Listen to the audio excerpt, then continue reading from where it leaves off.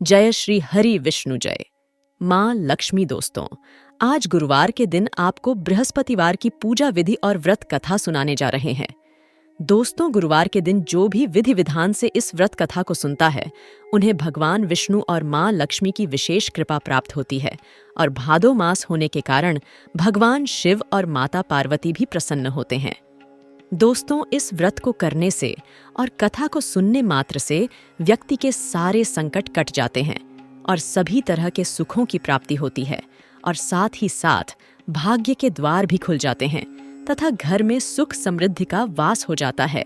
तो श्री हरि विष्णु जी का नाम लेते हुए शुरू करते हैं। मनोकामना पूरी करने वाली व्रत कथा और पूजा विधि। दोस्तों, गुरुवार की पूजा विधि विधान के अनुसार की जानी चाहिए। व्रत वाले दिन सुबह उठकर बृहस्पति देव का पूजन करना चाहिए। बृहस्पति देव का पूजन पीली वस्तुएं, पीले फूल, चने की दाल, मुनक्का, पीली मिठाई, पीले चावल और हल्दी चढ़ाकर किया जाता है।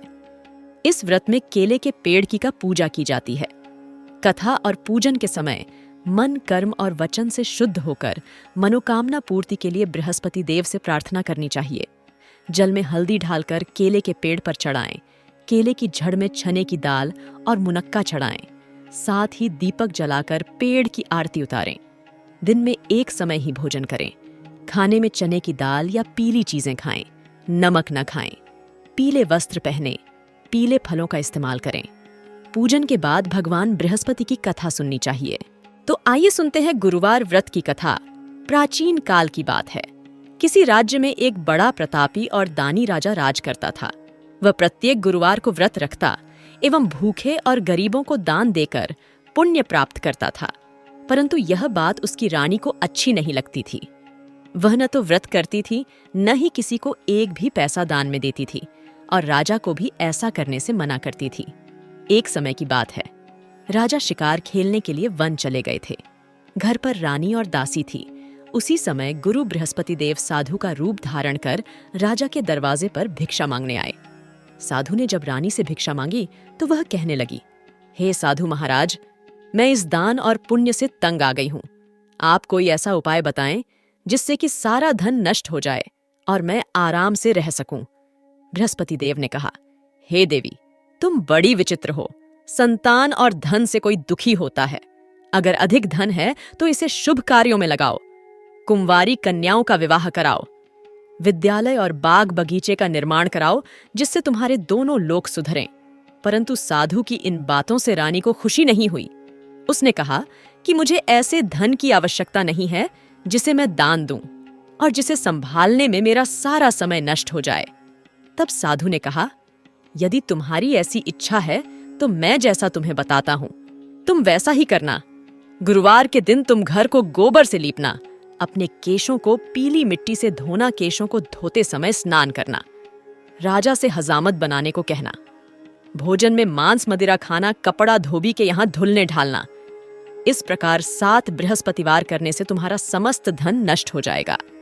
इतना कहकर साधु रूपी बृहस्पति देव अंतर्ध्यान हो गए। साधु के अनुसार कही बातों को पूरा करते हुए रानी को केवल 3 बृहस्पतिवार ही बीते थे कि उसकी समस्त धन संपत्ति नष्ट हो गई। भोजन के लिए राजा का परिवार तरसने लगा। तब एक दिन राजा ने रानी से बोला कि हे रानी, तुम यहीं रहो, मैं दूसरे देश को जाता हूं, क्योंकि यहाँ पर सभी लोग मुझे जानते हैं, इसलिए मैं कोई छोटा कार्य नहीं कर सकता। ऐसा कहकर राजा परदेश चला गया। वहां वह जंगल से लकड़ी काट कर लाता और शहर में बेचता। इस तरह वह अपना जीवन व्यतीत करने लगा। इधर राजा के परदेश जाते ही रानी और दासी दुखी रहने लगी। तो आइए सुनते हैं गुरुवार व्रत की कथा। प्राचीन काल की बात है। किसी राज्य में एक बड़ा प्रतापी और दानी राजा राज करता था। वह प्रत्येक गुरुवार को व्रत रखता एवं भूखे और गरीबों को दान देकर पुण्य प्राप्त करता था। परंतु यह बात उसकी रानी को अच्छी नहीं लगती थी। वह न तो व्रत करती थी, न ही किसी को एक भी पैसा दान में देती थी और राजा को भी ऐसा करने से मना करती थी। एक समय की बात है। राजा शिकार खेलने के लिए वन चले गए थे। घर पर रानी और दासी थी। उसी समय गुरु बृहस्पति देव साधु का रूप धारण कर राजा के दरवाजे पर भिक्षा मांगने आए। साधु ने जब रानी से भिक्षा मांगी तो वह कहने लगी, हे साधु महाराज, मैं इस दान और पुण्य से तंग आ गई हूं।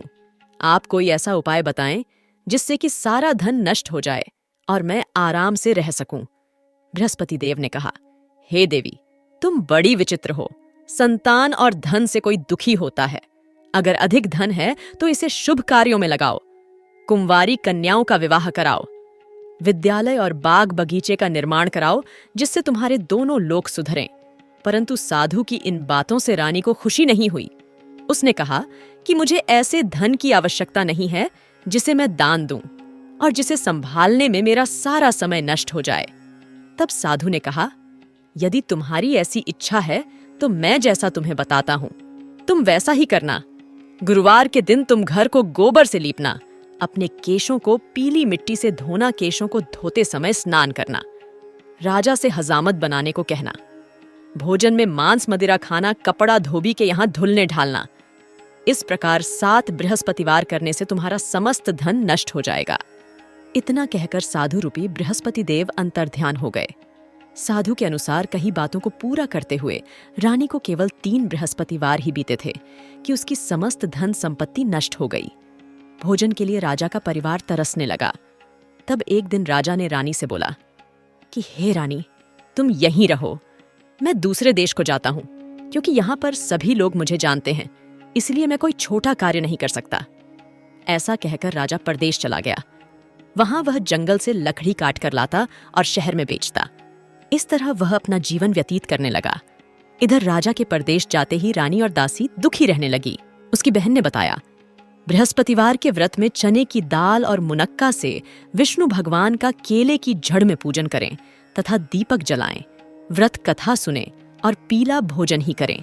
इससे बृहस्पति देव प्रसन्न होते हैं।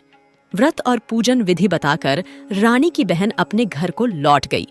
7 दिन के बाद जब गुरुवार आया तो रानी और दासी ने व्रत रखा। घुड़साल में जाकर चना और गुड़ लेकर आईं। फिर उससे केले की जड़ तथा विष्णु भगवान का पूजन किया। अब पीला भोजन कहाँ से आए?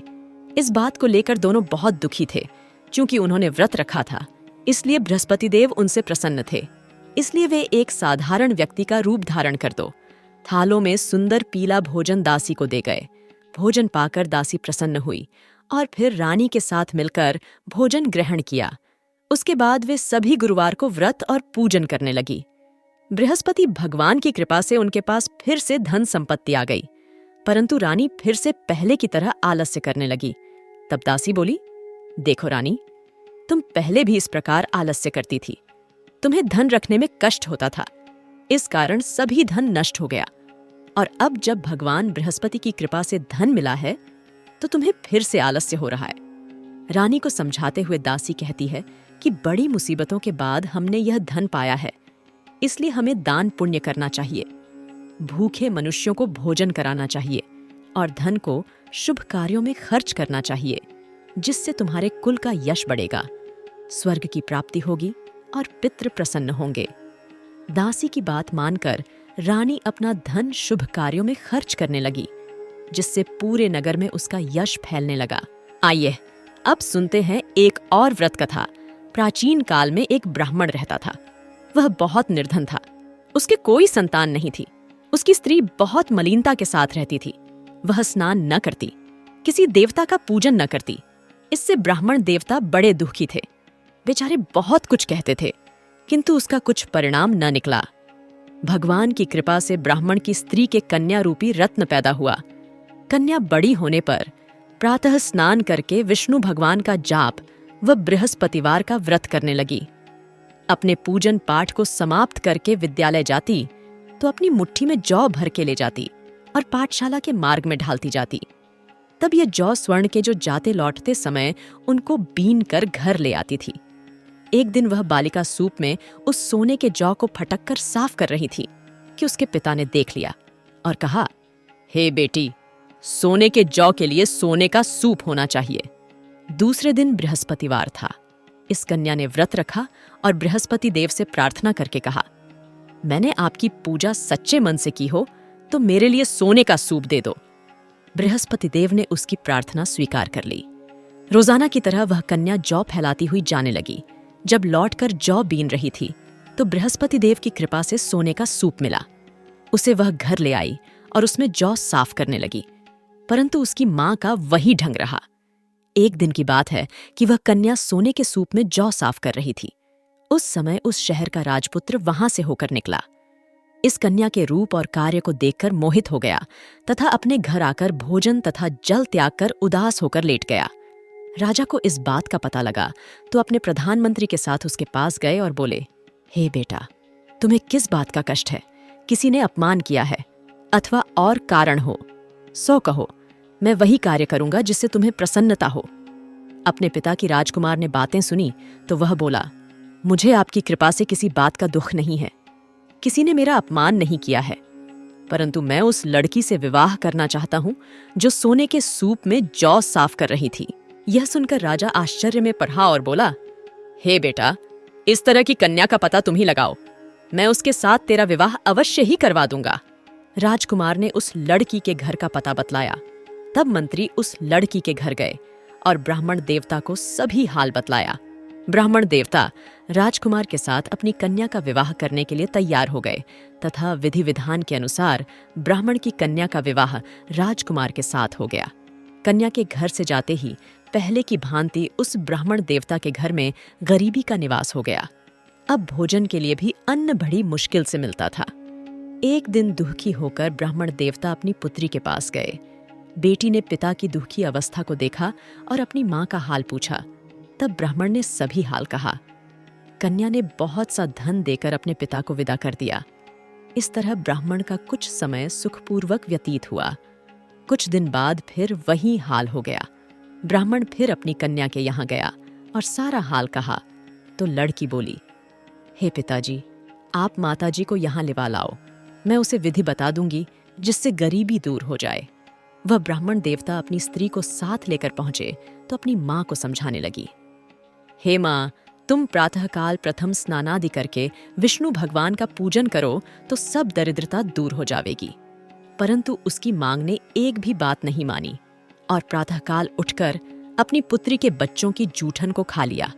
इससे उसकी पुत्री को भी बहुत गुस्सा आया और एक रात को कोठरी से सभी सामान निकाल दिया और अपनी माँ को उसमें बंद कर दिया।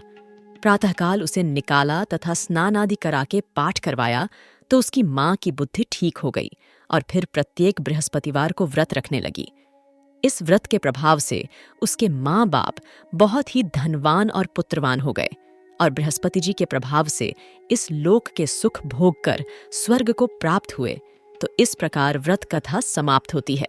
सब बोलो विष्णु भगवान की जय, बोलो बृहस्पति देव की जय। दोस्तों, आपको हमारी वीडियो कैसी लगी हमें कमेंट में जरूर बताइएगा। साथ ही वीडियो को लाइक करके चैनल को जरूर सब्सक्राइब कर ले। जय हरि विष्णु, जय मां लक्ष्मी।